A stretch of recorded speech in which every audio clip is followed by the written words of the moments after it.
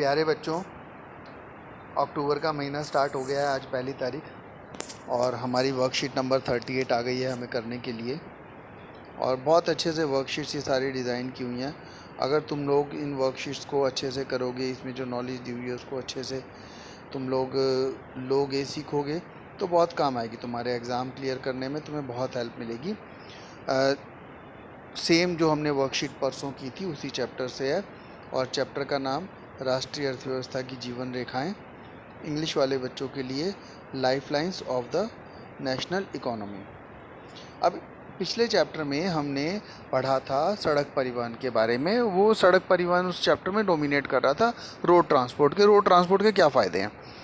इस चैप्टर में हमारा ध्यान सड़क परिवहन से आगे ले जाया गया है और अब हम पहुंच गए हैं रेल परिवहन पर।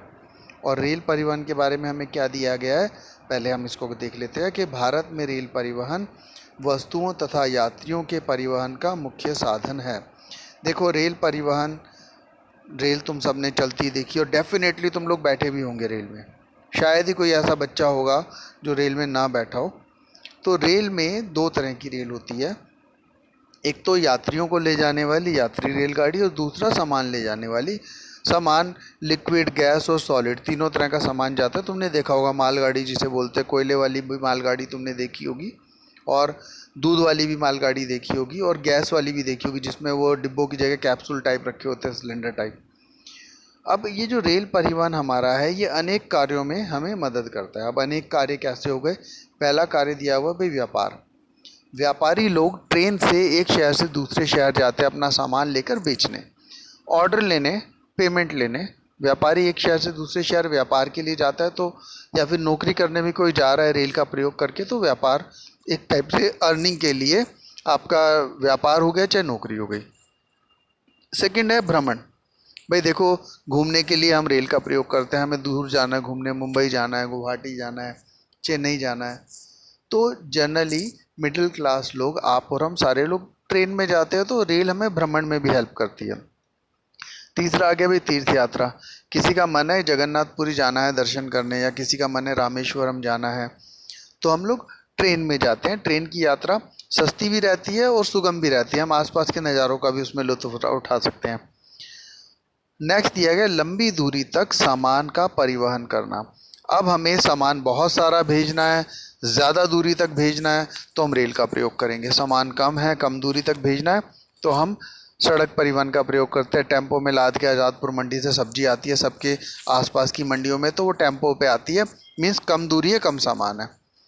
लेकिन जब सामान ज़्यादा हो और दूरी तक पहुंचाना हो तो रेल परिवहन सबसे अच्छा होता है। सस्ता पड़ता है, सामान भी जल्दी पहुंच जाता है। रेल की पटरियां बिल्कुल सीधी चलती हैं, जबकि सड़क राइट लेफ्ट घूमती रहती है। ट्रैफिक भी जाम हो जाता है, सड़क पे रेड लाइट भी आ जाती है।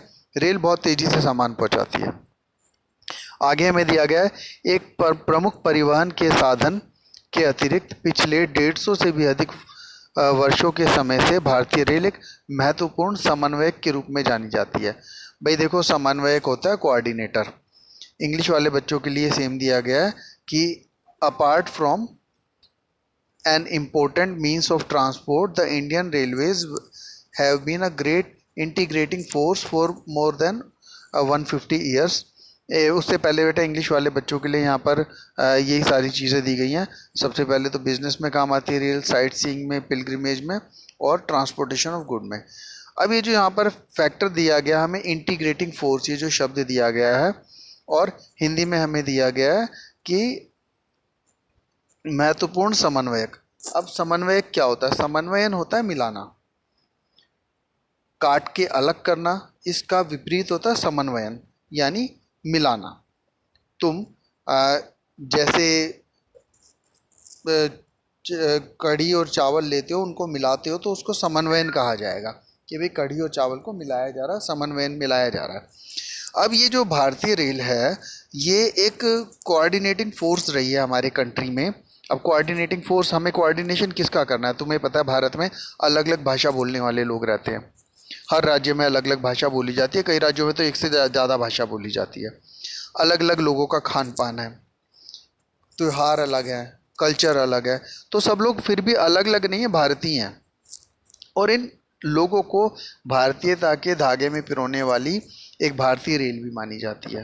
ये कैसे मानी जाती है? अगर तुम दिल्ली से जाओ, तुम्हें बेंगलोर जाना है, तुम्हें जाना है रामेश्वरम। अब तुम कितने राज्यों से होते हुए गुजरोगे? पहले हरियाणा के अंदर एंटर करोगे, फिर यूपी के अंदर एंटर करोगे, हो सकता है राजस्थान वाले रूट से जाओ तो राजस्थान और गुजरात के अंदर एंटर करके महाराष्ट्र जाओगे।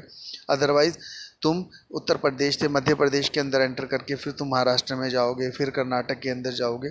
तो रास्ते में तुम क्या देखोगे? तुम्हें सभी भाषा बोलने वाले लोग मिलेंगे, हर कल्चर को अपनाने वाले लोग मिलेंगे। लोगों के घरों में भी फ़र्क नज़र आएगा, तुम्हें खान पान में फ़र्क नज़र आएगा। इवन कि तुमने स्टेशन से कोई सामान खरीदना है खाने पीने का, वो भी अलग अलग आइटम मिलेंगे। सब जगह ऐसे आइटम नहीं मिलेंगे। तुम गुजरात में पहुंचोगे, वहाँ पे ये तुम्हें पाव भाजी और घूघरा फाफड़ा ये सब चीज़ें मिलेंगी। मुंबई में पहुंच जाओगे तो तुम्हें वो बटाटा बड़ा सब मिलना स्टार्ट हो जाएगा। दिल्ली वाले रेलवे स्टेशन की तरह सारी चीज़ें एक जैसी नहीं मिलेंगी। इससे हमारा कोऑर्डिनेशन बढ़ता है, समन्वयन बढ़ता है, आपसी मेलजोल बढ़ता है, हम दूसरों को भी अपने जैसा मानने लगते हैं। इसके अलावा समन्वयन कैसे बढ़ता है? लोग रेल का प्रयोग करके दूरी तक आते जाते हैं, समन्वयन उससे बढ़ता है। जैसे फॉर एग्जांपल, उत्तर भारत के सभी मंदिरों में हम लोग नारियल चढ़ाते हैं पूजा में। अब वो नारियल कहाँ से आता? तो उत्तर भारत में तो एक भी पेड़ नहीं है नारियल का। तो कल्चरली भी ऐसा बनाया गया। नारियल कहाँ से आएगा? साउथ इंडिया से, समुद्र के किनारे से आएगा। कैसे? रेलगाड़ी की सहायता से आएगा। तो अब ये भारतीय रेल करती क्या है कि माल को लाती और ले जाती है देश के एक कोने से दूसरे कोने तक।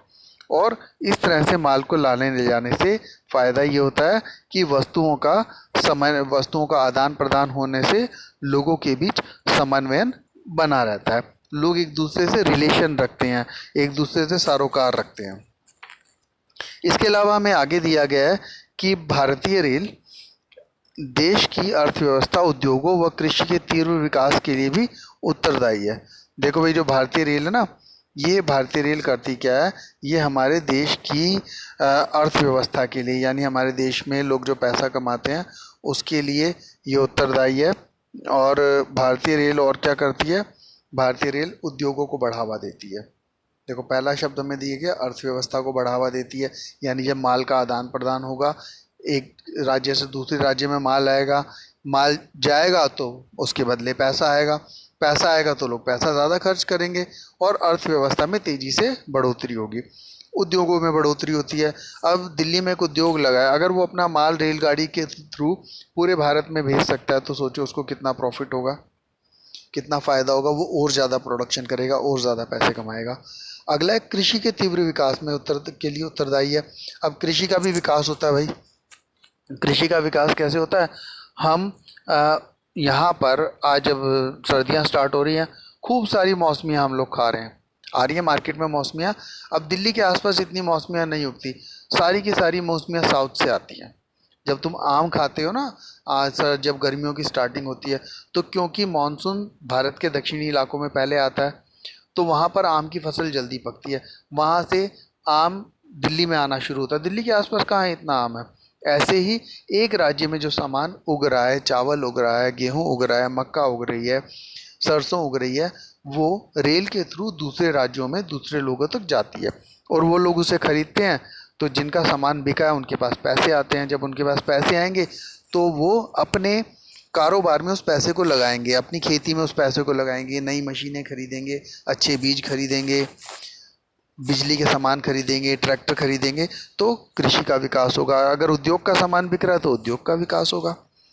अब नेक्स्ट में ना हमें एक टेबल दी गई है बेटा। ये टेबल हमें क्या दी गई है?